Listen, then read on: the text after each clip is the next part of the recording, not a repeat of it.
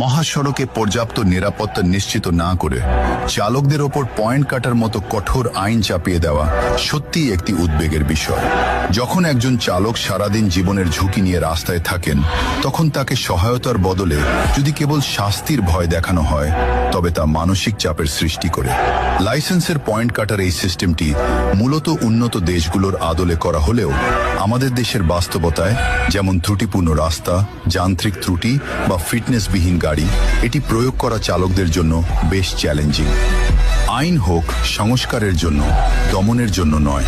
মহাসড়কে জীবনের নিরাপত্তা নেই, অথচ পয়েন্ট কাটার আইন আছে, এ যেন মরার ওপর খাড়ার ঘা।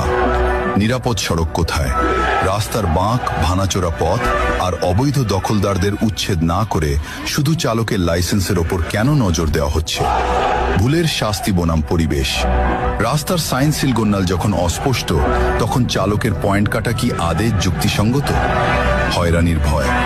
এই পয়েন্ট কাটার ক্ষমতা যদি অপব্যবহার করা হয়, তবে সাধারণ চালক কেবল পুলিশের হয়রানির শিকার হবেন।